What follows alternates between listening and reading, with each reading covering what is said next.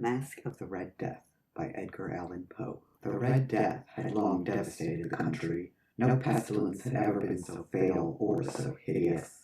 Blood was its avatar and its seal, the redness and the horror of blood. There were sharp pains and sudden dizziness, and then profuse bleeding at the pores with dissolution.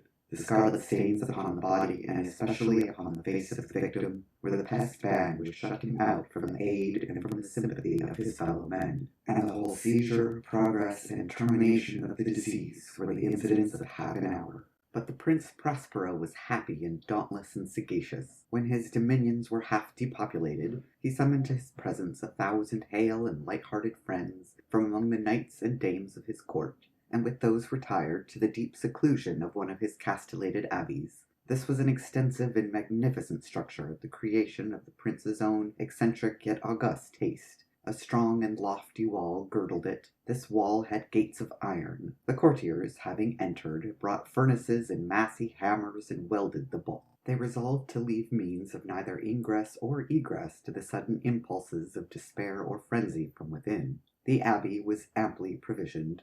With such precautions, the courtiers might bid defiance to contagion. The external world could take care of itself. In the meantime, it was folly to grieve or to think.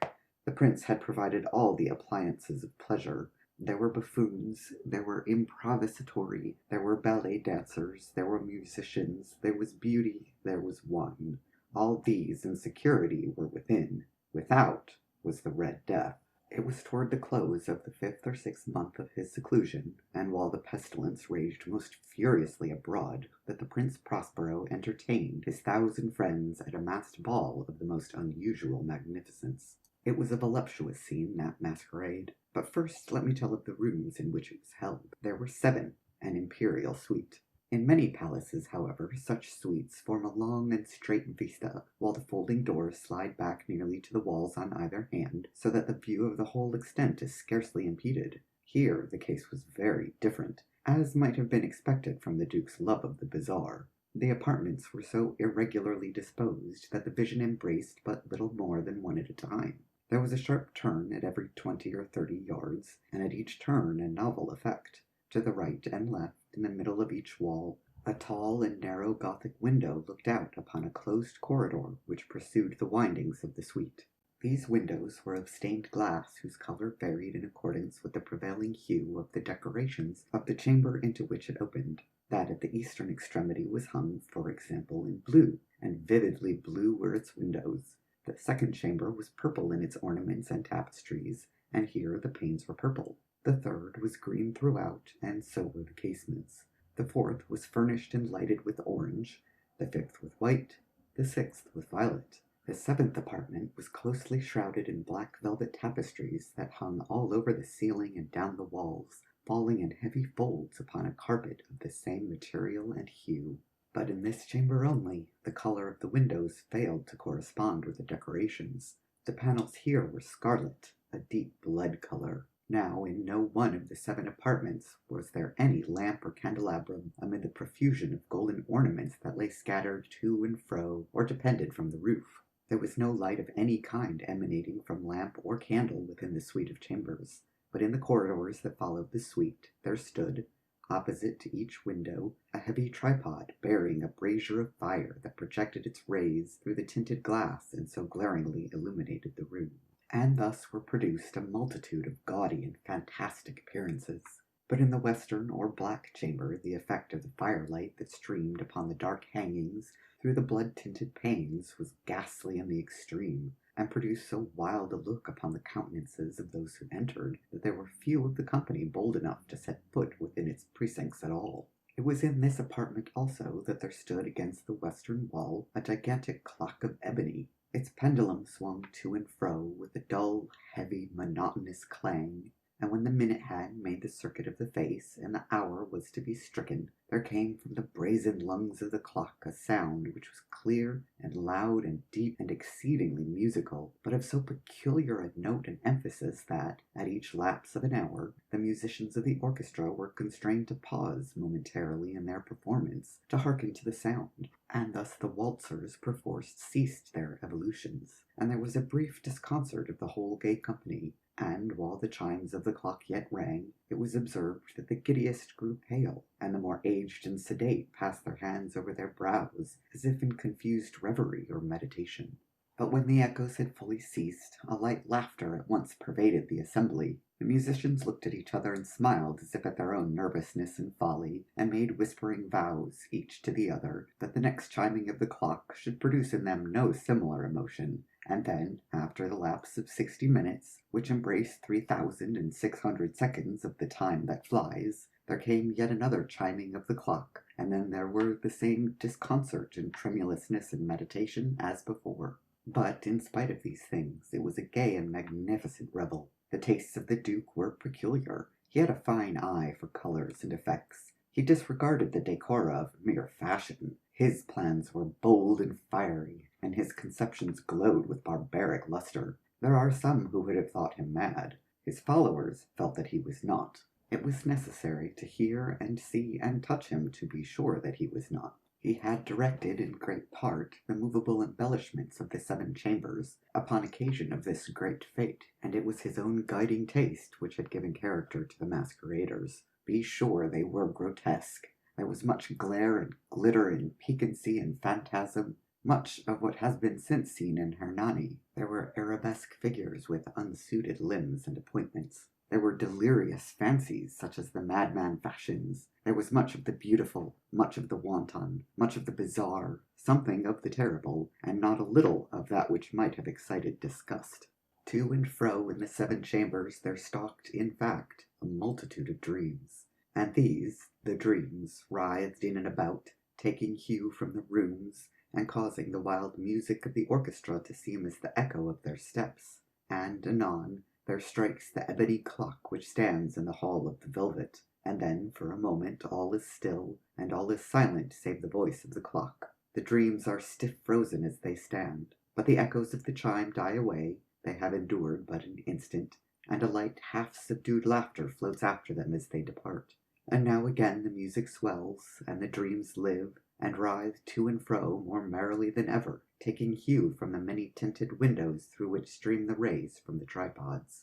But to the chamber which lies most westwardly of the 7, there are now none of the maskers who venture, for the night is waning away, and there flows a ruddier light through the blood-colored panes, and the blackness of the sable drapery appalls, and to him whose foot falls upon the sable carpet there comes from the near clock of ebony a muffled peal more solemnly emphatic than any which reaches their ears who indulge in the more remote gaieties of the other apartments. But these other apartments were densely crowded, and in them beat feverishly the heart of life, and the revel went whirlingly on, until at last there commenced the sounding of midnight upon the clock. And then the music ceased, as I have told, and the evolutions of the waltzers were quieted, and there was an uneasy cessation of all things as before. But now there were 12 strokes to be sounded by the bell of the clock, and thus it happened, perhaps, that more of thought crept, with more of time, into the meditations of the thoughtful among those who revelled. And thus too it happened, perhaps, that before the last echoes of the last chime had utterly sunk into silence, there were many individuals in the crowd who had found leisure to become aware of the presence of a masked figure which had arrested the attention of no single individual before. And the rumor of this new presence having spread itself whisperingly around, there arose at length from the whole company a buzz or murmur, expressive of disapprobation and surprise, then, finally, of terror, of horror, and of disgust. In an assembly of phantasms such as I have painted, it may well be supposed that no ordinary appearance could have excited such sensation. In truth, the masquerade license of the night was nearly unlimited, but the figure in question had out-Heroded Herod, and gone beyond the bounds of even the prince's indefinite decorum. There are chords in the hearts of the most reckless which cannot be touched without emotion. Even with the utterly lost, to whom life and death are equally jests, there are matters of which no jest can be made. The whole company, indeed, seemed now deeply to feel that in the costume and bearing of the stranger neither wit nor propriety existed. The figure was tall and gaunt, and shrouded from head to foot in the habiliments of the grave. The mask which concealed the visage was made so nearly to resemble the countenance of a stiffened corpse, that the closest scrutiny might have had difficulty in detecting the cheat. And yet all this might have been endured, if not proved, by the mad revellers around. But the mummer had gone so far as to assume the type of the Red Death.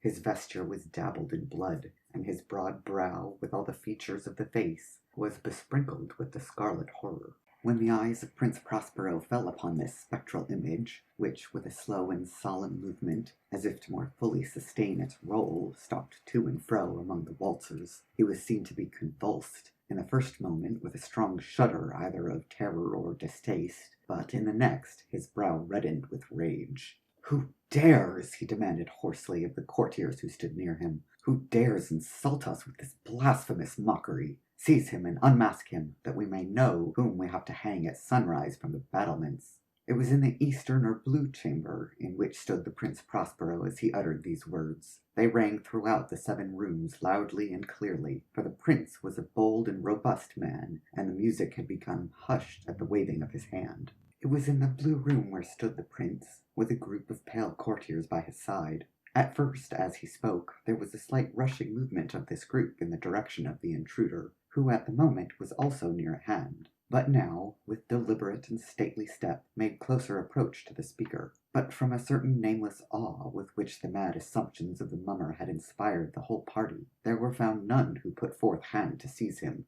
so that, unimpeded, he passed within a yard of the prince's person, and, while the vast assembly, as if with one impulse, shrank from the centres of the rooms to the walls, he made his way uninterruptedly, but with the same solemn and measured step which had distinguished him from the first, through the blue chamber to the purple, through the purple to the green, through the green to the orange, through this again to the white, and even thence to the violet, ere a decided movement had been made to arrest him.